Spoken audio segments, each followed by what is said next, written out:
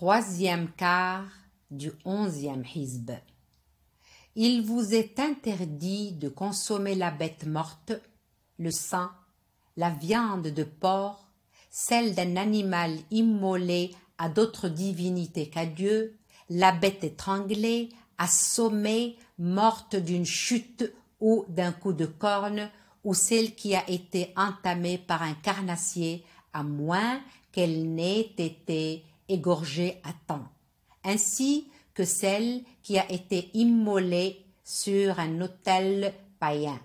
Il vous est également interdit de consulter le sort au moyen de flèches divinatoires, car cela ne peut être que perversité. Désormais, les négateurs ont perdu tout espoir de vous détourner de votre religion. Ne les craignez plus, mais craignez-moi. Aujourd'hui, j'ai amené votre religion à son point de perfection. Je vous ai accordé ma grâce tout entière et j'ai agréé l'islam pour vous comme religion. Celui qui, en période de disette, aura contrevenu à ce qui précède par nécessité et non par désir de mal faire, sera absous, car Dieu est clément et miséricordieux. Ils t'interrogeront sur ce qui leur est permis. Dis-leur, tout ce qui est bon vous est permis.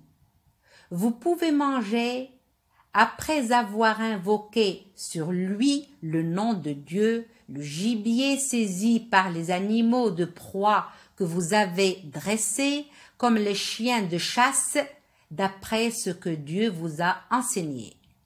Craignez Dieu. Dieu est prompt dans ses comptes. Toute nourriture bonne et pure vous est désormais permise. La nourriture de ceux qui ont reçu les Écritures est aussi licite pour vous, de même que la vôtre l'est pour eux.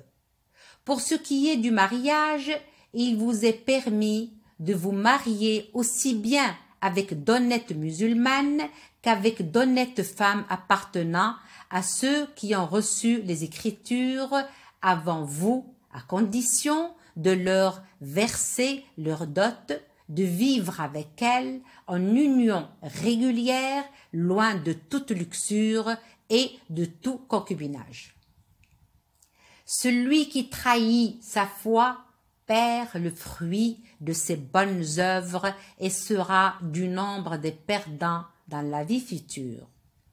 Ô croyants, lorsque vous vous disposez à faire la salate, faites d'abord vos ablutions en vous lavant le visage et les mains jusqu'au coude, en vous passant les mains mouillées sur la tête et en vous lavant les pieds jusqu'aux chevilles. Mais si vous êtes en état d'impureté, lavez-vous tout le corps. Si vous êtes malade ou en voyage, si vous venez de satisfaire vos besoins naturels, si vous avez eu commerce avec des femmes et que vous ne trouviez pas d'eau, faites des ablutions symboliques avec de la terre propre en vous en essuyant le visage et les mains. Dieu n'entend vous imposer aucune gêne. Il veut seulement vous purifier et parachever ses bienfaits envers vous. Peut-être lui en serez-vous reconnaissant. Rappelez-vous les bienfaits que Dieu vous a accordés. N'oubliez pas le pacte qu'il a conclu avec vous lorsque vous avez dit « Nous avons entendu et nous avons obéi ».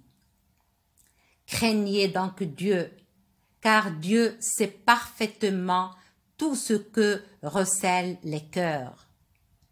Ô vous qui croyez, soyez fermes dans l'accomplissement de vos devoirs envers Dieu et impartiaux quand vous êtes appelés à témoigner, que l'aversion que vous ressentez pour certaines personnes ne vous incite pas à commettre des injustes.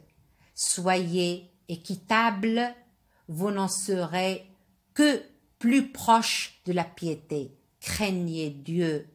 Dieu est si bien informé de ce que vous faites. Dieu a promis à ceux qui croient et accomplissent de bonnes œuvres son pardon et une magnifique récompense. Quant à ceux qui rejettent la foi et traitent nos signes de mensonges, ceux-là seront voués au feu. Ô vous qui croyez, souvenez-vous des bienfaits dont Dieu vous a comblés en détournant la main de ce peuple qui s'apprêtait à la porter sur vous. Craignez Dieu, car c'est en lui que les croyants doivent mettre leur confiance.